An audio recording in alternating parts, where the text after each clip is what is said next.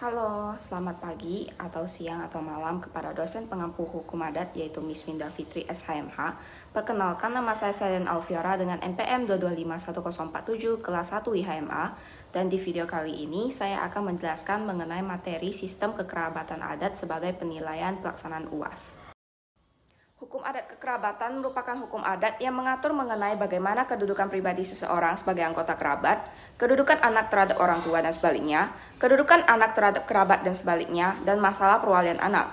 Sehingga hukum adat kekerabatan ini mengatur mengenai pertalian sanak berdasarkan pertalian darah atau keturunan, pertalian perkawinan, dan perkawinan adat.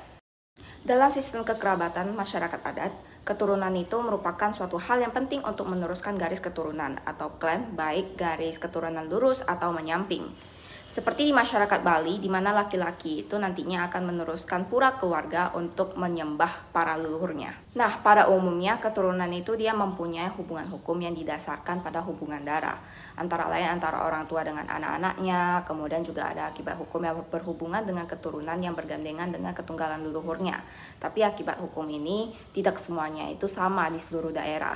Nah, meskipun akibat hukum yang berhubungan dengan ketunggalan leluhur di seluruh daerah itu nggak sama, tapi dalam kenyataannya terdapat satu pandangan pokok yang sama terhadap masalah keturunan ini di seluruh daerah, yaitu bahwa keturunan itu merupakan unsur yang hakiki atau secara mutlak bagi suatu klan, suku, ataupun kerabat yang menginginkan adanya garis keturunannya itu tidak punah, sehingga ada generasi penerusnya. Jadi apabila dalam suatu klan, suku, ataupun kerabat itu khawatir akan menghadapi kepunahan klan, suku, ataupun kerabat ini, pada umumnya mereka itu akan melakukan adopsi atau pengangkatan anak untuk meneruskan garis keturunan, maupun pengangkatan anak yang dilakukan dengan perkawinan atau pengangkatan anak untuk penghormatan.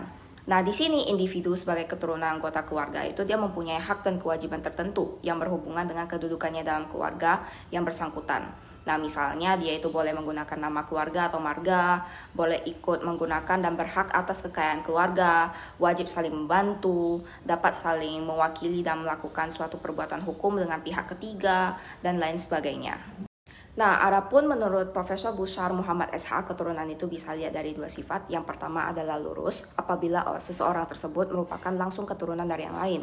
Misalnya antara bapak dan anak, antara kakek, bapak dan anak. Nah, disebut lurus ke bawah apabila rangkaiannya itu dilihat dari kakek, bapak, lalu ke anak. Kemudian disebut lurus ke atas apabila rangkaiannya itu dilihat dari anak, bapak, lalu ke kakek. Yang kedua adalah menyimpang atau bercabang, apabila antara kedua orang atau lebih itu terdapat adanya ketunggalan leluhur. Misalnya bapak ibunya itu sama, atau saudara sekandung, kemudian kakek, nenek, dan lain sebagainya. Nah, dalam setiap masyarakat itu sebenarnya mempunyai tatanan berupa adat istiadat maupun aturan-aturan. Tatanan ini muncul untuk menjaga kesatuan dalam suatu masyarakat. Kesatuan sosial yang paling dekat dan erat adalah kesatuan kekerabatan yang berupa keluarga inti dan juga kaum kerabat yang lain. Kekerabatan ini merupakan suatu unit sosial yang tiap-tiap individu mempunyai hubungan keturunan atau hubungan darah, baik melalui ayah maupun ibunya. Dengan demikian, sistem kekerabatan ini pada umumnya diperlukan untuk menyelesaikan berbagai masalah di keluarga. Nah, kelompok kekerabatan didasari oleh adanya pertalian darah dan juga perkawinan. Yang pertama adalah dasar pertalian darah yang dimana meliputi anak-anak yang lahir dari perkawinan dan keturunan berikutnya. Misalnya kakek dengan cucunya atau paman dengan keponakannya. Nah, sering juga disebut dengan contoh sanguin, yaitu menjadi kerabat karena adanya keturunan. Yang kedua adalah dasar perkawinan yang dimana suami dan istri itu merupakan dasar hubungan. Dan orang-orang yang berasal dari pertalian darah suami dan orang-orang yang berasal dari pertalian darah istri itu akan menjadi kerabat perkawinan, seperti menantu, kemudian paman, dan lain sebagainya. Nah, dalam struktur masyarakat adat kita juga menganut adanya 3 macam sistem kekerabatan, yaitu yang pertama sistem kekerabatan parental, sistem kekerabatan patrilineal, dan juga sistem kekerabatan matrilineal. Nah, yang pertama adalah sistem kekerabatan parental atau yang biasanya disebut sebagai bilateral, merupakan kekerabatan yang menghubungkan kekerabatan melalui pihak ayah dan juga pihak ibu, jadi melalui dua pihak. Nah, dalam susunan kekerabatan ini, semua kerabat, baik dari pihak ayah maupun ibu itu, termasuk ke dalam lingkungan kerabat seseorang. Nah, dalam sistem ini, anak itu juga menghubungkan diri dengan kerabat ayah dan ibunya secara bilateral. Adapun dalam sistem kekerabatan parental ini, kedua orang tua maupun kerabat dari ayah dan ibu itu berlaku mengenai peraturan yang sama tentang perkawinan, kewajiban memberi nafkah, penghormatan, dan juga pewarisan. Nah, dalam susunan ini, seorang anak itu cuma bisa memperoleh semenda dengan jalan perkawinan, maupun langsung oleh perkawinannya sendiri, maupun secara tak langsung oleh perkawinan sanak kandungnya, kecuali perkawinan antara bapak dan ibunya sendiri. Nah, sistem kekerabatan ini juga memberi bagian pada masing-masing anak, baik itu laki-laki maupun perempuan, untuk memperoleh harta warisan dari orang tuanya. Tapi besaran bagian tersebut itu tergantung dari adat masing-masing. Nah, susunan sistem kekerabatan parental ini berlaku pada masyarakat Jawa, Madura, Kalimantan, dan juga Sulawesi. Kemudian yang kedua adalah sistem kekerabatan patrilineal yang merupakan susunan keluarga yang hanya mengikuti garis laki-laki atau ayah. Nah, dalam sistem ini dipandang bahwa anak laki-laki itu jauh lebih penting baik kedudukan maupun fungsinya dalam keluarga dibandingkan dengan anak perempuan. Nah, anak laki-laki dalam sistem ini itu dianggap untuk bertanggung jawab atas kelestarian kelompoknya. Nah, sistem kekerabatan ini, anak juga menghubungkan diri dengan kerabat ayah berdasarkan garis keturunan laki-laki secara unilateral. Nah, dalam sistem ini juga memandang bahwa keturunan dari pihak bapak atau laki-laki ini dinilai mempunyai kedudukan yang lebih tinggi setelah hak-haknya itu juga akan mendapatkan lebih banyak. Nah, anak laki-laki ini di sini berfungsi sebagai untuk meneruskan keturunan orang tuanya, sedangkan anak perempuan itu untuk menjadi anak keluarga lain dalam kekerabatan yang sama. Nah, sehingga kedudukannya itu untuk menghasilkan keturunan untuk keluarga lain. Nah, sedangkan apabila tidak mempunyai anak laki-laki, maka dianggap putus keturunan. Sehingga apabila dikaitkan dengan pewarisan, anak laki-laki yang berhak mendapatkan harta warisan dari orang tuanya. Nah, susunan sistem kekerabatan patrilineal ini berlaku pada masyarakat Batak dan juga Bali. Nah, kemudian dalam sistem kekerabatan patrilineal itu terdapat dua bentuk, yaitu pertama patrilineal murni, yang dimana bentuk sistem kekerabatan yang menarik garis keturunan pada laki-laki, tapi berkaitan dengan sistem pewarisan nggak berpengaruh ada atau tidaknya anak laki-laki. Jadi tidak mengakibatkan keturunan dan keluarga itu putus. Meskipun dalam keluarga tersebut hanya memiliki anak perempuan, tapi penerusan harta warisannya itu tetap dapat dilakukan. Kemudian yang kedua adalah patrilineal beralih-alih, yang dimana bentuk sistem kekerabatan itu dia menarik garis keturunan pada laki-laki, tapi apabila nggak ada anak laki-lakinya, maka anak perempuannya itu yang akan ditarik dalam keluarga orang tuanya sehingga memiliki kedudukan hukum sebagai anak laki-laki walaupun secara biologis itu dia tetap perempuan. Nah, selain itu juga diupayakan terdapat anak laki-lakinya dengan pengangkatan anak, sehingga anak laki-laki itu akan terputus pada keluarga asalnya dan memiliki hubungan keluarga dan juga keturunan pada keluarga istrinya. Kemudian yang ketiga adalah sistem kekerabatan matrilineal yang merupakan kekerabatan yang menghubungkan kekerabatan melalui pihak ibu saja, serta anak juga menghubungkan diri dengan kerabat ibu berdasarkan garis keturunan perempuan secara unilateral. Nah, dalam sistem ini keturunan menurut garis ibu itu dipandang sangat penting, sehingga menimbulkan hubungan pergaulan kekeluargaan yang jauh lebih rapat di antara para warganya yang keturunan itu menurut garis ibu. Misalnya hal yang menyebabkan tumbuhnya konsekuensi kayak masalah warisan yang jauh lebih banyak dan jauh lebih penting daripada keturunan menurut garis bapak. Nah, dalam kekerabatan ini, hak dan kedudukan yang dimiliki suami itu bakal lebih rendah daripada hak dan kedudukan istri. Keturunan perempuan di sini itu dia berfungsi untuk melanjutkan keturunan keluarganya, sedangkan yang laki-laki itu cuma berfungsi untuk memberikan keturunan pada keluarga perempuannya. Nah, laki-laki sebagai suami itu juga melepaskan warga adatnya dan memasuki warga adat istrinya. Tapi pelepasan warga adat matrilineal ini juga tergantung pada sistem perkawinan yang dilaksanakan. Jadi tidak selalu melepaskan adat tetapi juga dapat terikat pada adat masing-masing. Contohnya adalah Minangkabau. Nah, dalam prinsip kekerabatan masyarakat Minangkabau, seorang anak itu dia akan mengambil suku ibunya. Nah, garis turunan ini juga mempunyai arti bahwa penerusan harta warisan di mana seorang anak itu dia akan memperoleh warisan menurut garis ibu. Warisan yang dimaksud di sini adalah berupa harta peninggalan yang sudah turun-temurun menurut garis ibu, yang secara lebih luas harta warisan atau pusaka yang dapat dikelompokkan menjadi dua macam, yaitu pusaka tinggi dan juga pusaka rendah. Yang pusaka tinggi itu berarti harta yang diwarisi dari ibunya secara turun-menurun. Sedangkan pusaka rendah itu warisan dari hasil usaha ibu dan bapak selama mereka terikat perkawinan. Nah, konsekuensi dari sistem pewarisan pusaka tinggi, setiap warisan itu akan jatuh pada anak perempuan. Dan anak laki-laki itu tidak mempunyai hak untuk memiliki, hanya hak untuk mengusahakan. Sedangkan anak perempuan itu dia mempunyai hak memiliki sampai diwariskan pula kepada anaknya. Seorang laki-laki itu hanya boleh mengambil sebagian dari hasil harta warisan sesuai dengan usahanya. Sama sekali tidak dapat mewariskan kepada anaknya. Kalau ia meninggal, maka harta itu akan kembali kepada ibunya atau kepada adik perempuan dan juga kemenakannya. Kemudian pembahasan selanjutnya adalah mengenai hubungan anak dengan orang tuanya. Nah, anak kandung di sini dia memiliki kedudukan yang terpenting dalam tiap soma dalam suatu masyarakat adat. Nah, oleh orang tua, anak itu dilihat sebagai penerus generasinya, juga dipandang sebagai wadah di mana semua harapan orang tuanya di kelak kemudian hari itu wajib ditumpahkan, serta dipandang sebagai pelindung orang tuanya apabila orang tuanya nanti udah tidak mampu lagi secara fisik untuk mencari nafkah sendiri. Nah, menurut hukum adat, anak kandung yang sah adalah anak yang dilahirkan dari perkawinan bapak dan ibu yang sah, di mana anak tersebut lahir dari perkawinan antara seorang pria dan juga seorang wanita, di mana nantinya wanita ini yang akan melahirkan dan pria tersebut yang akan menjadi bapak dan juga suami dari istri dan anaknya tersebut.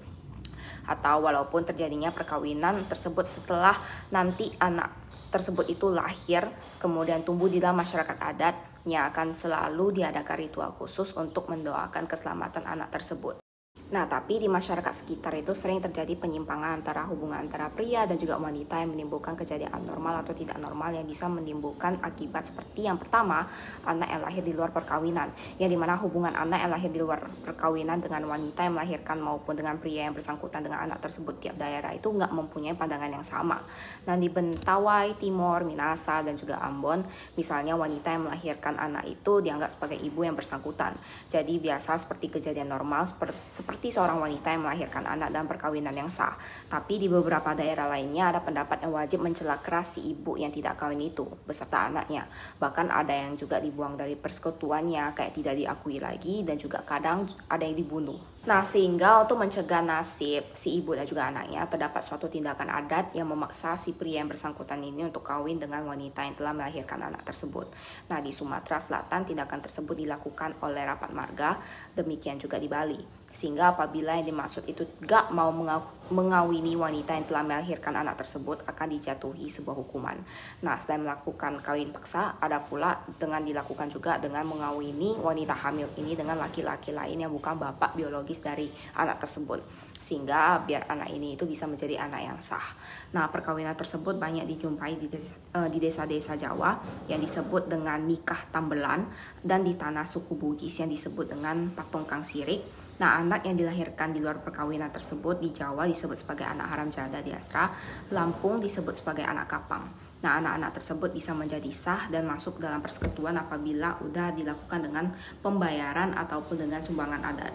Nah, yang kedua adalah anak yang lahir karena zina, yang merupakan anak yang dilahir dari suatu hubungan antara seorang wanita dengan pria yang bukan suaminya.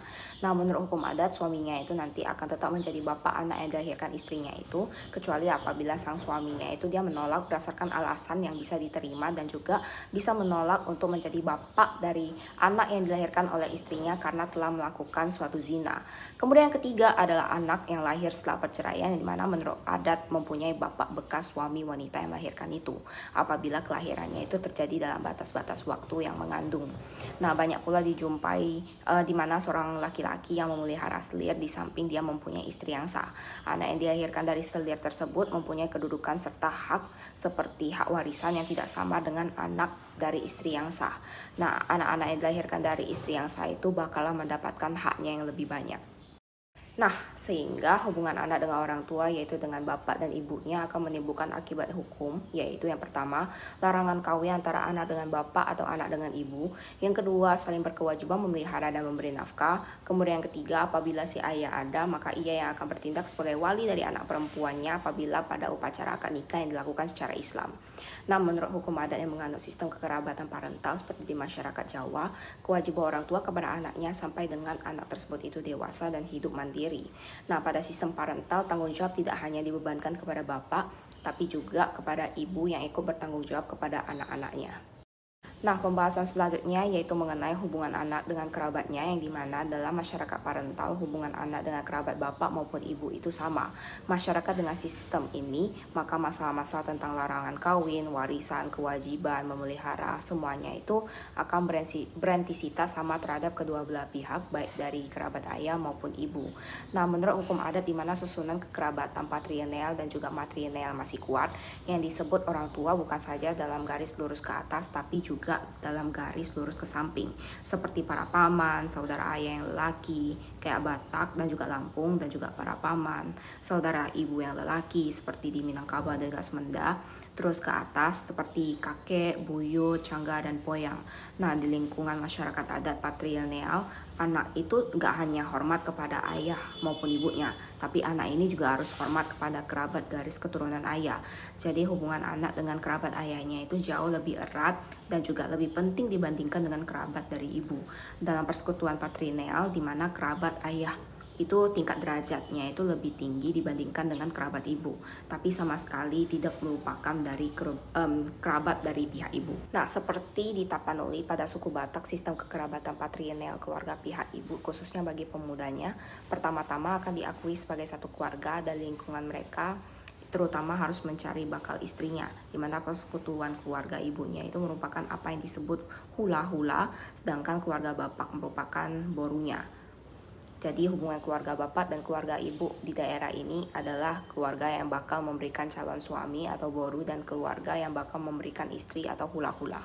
Lain halnya dengan masyarakat adat matrilineal yang dimana hubungan antara anak dan keluarga dari pihak ibu itu jauh lebih erat dan juga jauh lebih dianggap penting daripada hubungan antara anak dengan keluarga dari pihak bapak, tapi tetap tidak melupakan kerabat dari pihak bapak. Seperti di Minangkabau, keluarga pihak bapak yang disebut Pako Kaki dalam upacara itu selalu hadir.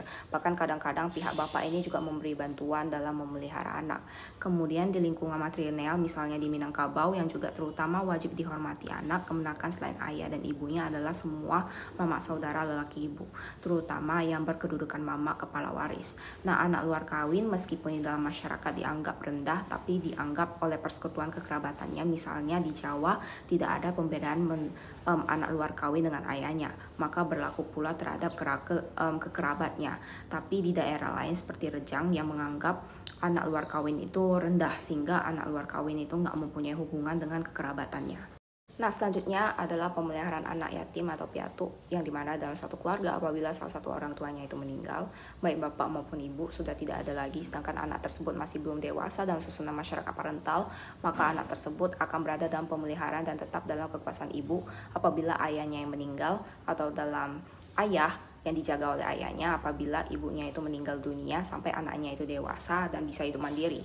Apabila kedua orang tuanya itu meninggal dunia dan anak itu belum dewasa, maka anak akan dipelihara dan menjadi tanggung jawab dari kerabat ayah atau ibu yang terdekat dengan anak tersebut dan mempunyai kemampuan sampai dengan anak tersebut itu dewasa dan bisa hidup mandiri. Nah, anak yatim piatu dan masyarakat matrilineal jika meninggal dunia adalah si ibu. Nah, anak tersebut itu masih menetap dipelihara dan juga berada dalam kekuasaan dari kerabat ibunya, dan ayah itu hanya akan memperhatikan kepentingan dari anak-anak tersebut.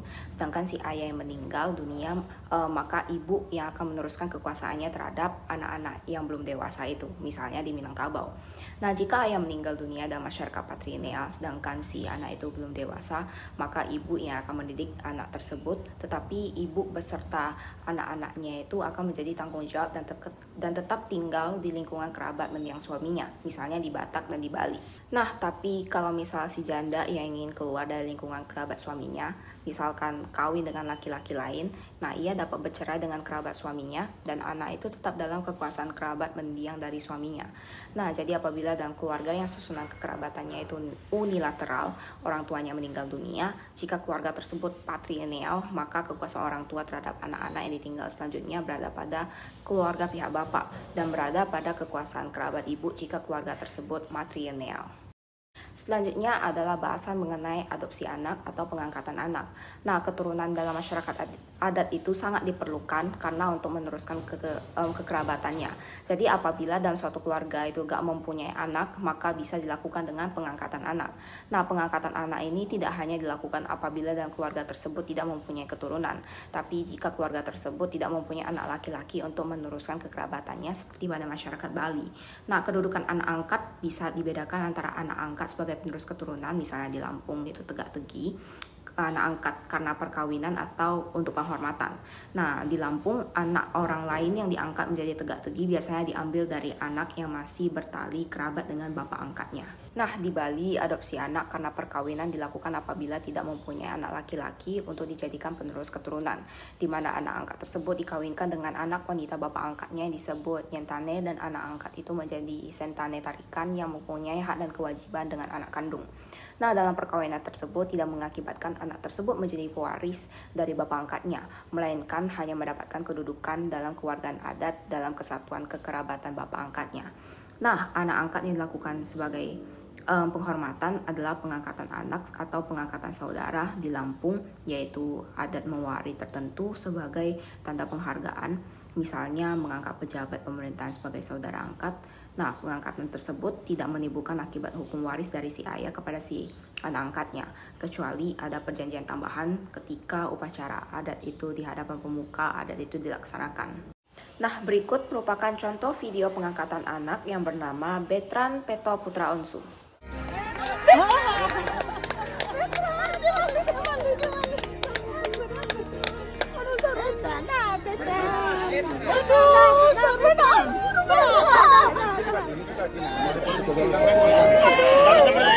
Bapak mohon maaf Pak. Bapak sih Bapak. Bapak sih Bapak.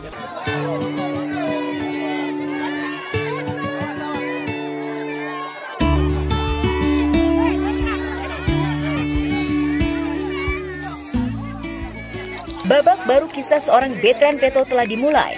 Proses ritual penyerahan anak oleh keluarga Peto telah dimulai.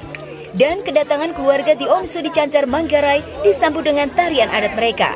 Seperti inilah proses penyambutan di Onsu oleh keluarga Peto di Cancar. Saya ucapkan terima kasih atas sambutannya.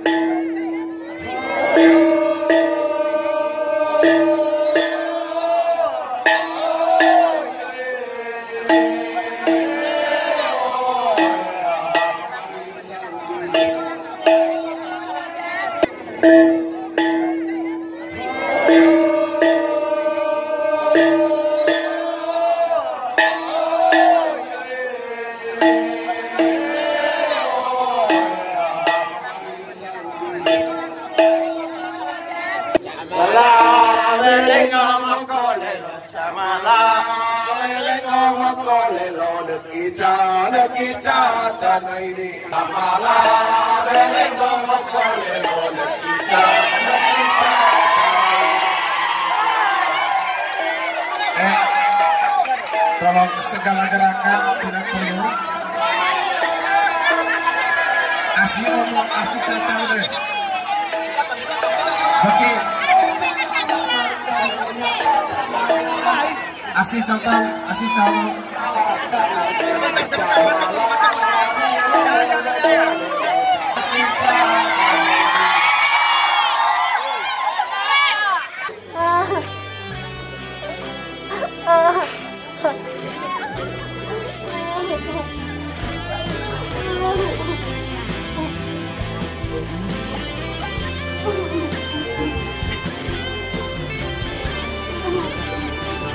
Sahabat,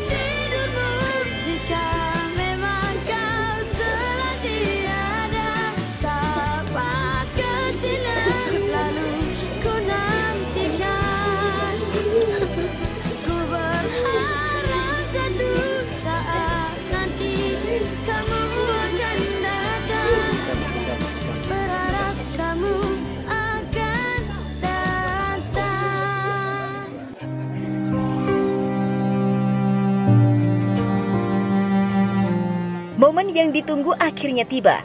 Proses penyerahan Betran Peto kepada Ruben Onsu untuk menjadi Betran Peto Putra Onsu telah dilakukan. Ritual adat dimulai dengan digendongnya Betran oleh ayah kandungnya, lalu diserahkan kepada Ruben dan Sarwenda untuk diasuh secara penuh.